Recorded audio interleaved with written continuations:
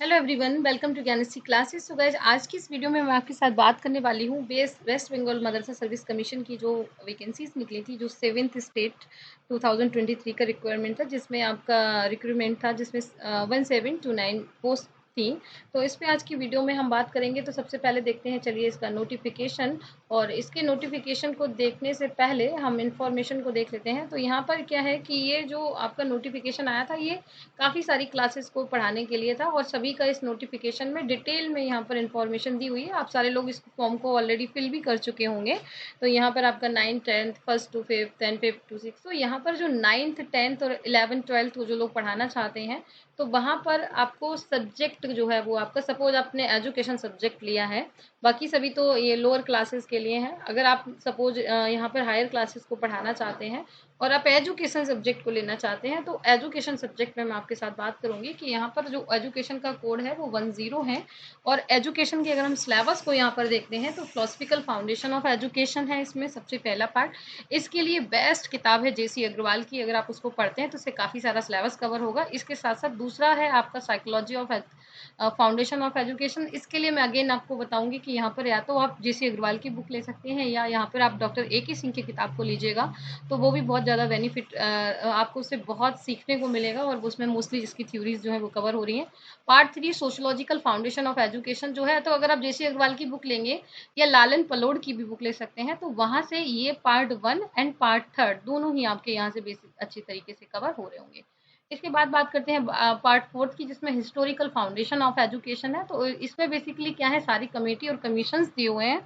तो इसके लिए आप यहाँ पर बेसिकली बेस्ट तो ये होगा, कोई बुक नहीं लेके, वैसे तो problem of Indian education system Raman Bihari की बुक आती है, और भी बहुत सारी किताबें आती हैं, लेकिन बेस्ट ये होगा कि आप इसको इंटरनेट से थोड़ा थोड़ा पढ़ लें इन सारी चीज़ों को, क्योंकि बहुत सारे कमीशन, बहुत सारी कमेटीज नहीं हैं, कुछ बहुत ही ज़्यादा छोटे छोटे कमीशन एंड कमेटी हैं।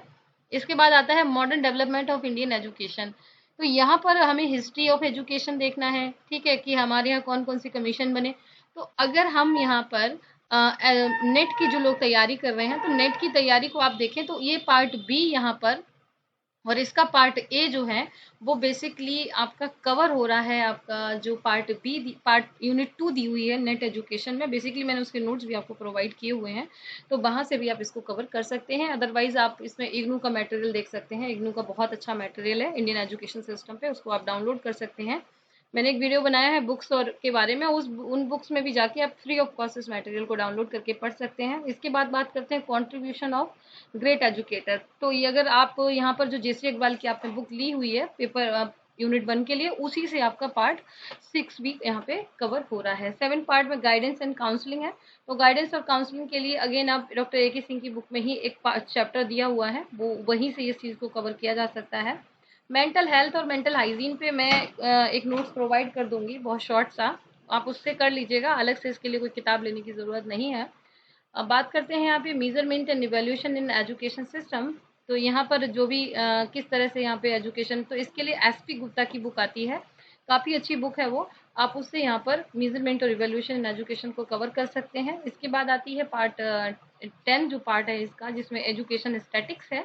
इसके लिए मोहम्मद सुलेमान की बुक है, एसपी गुप्ता की ही बुक है। तो इनमें से आप कोई भी बुक ले लीजिएगा जिससे आपका स्टैटिक्स वाला पार्ट कवर हो सकता है। तो इसका जो सिलेबस है आप देखेंगे 10 यूनिट है, पर बहुत ही कंसाइज है और बहुत ही स्पेसिफाइड, यानी कि बहुत ही कम सिलेबस है।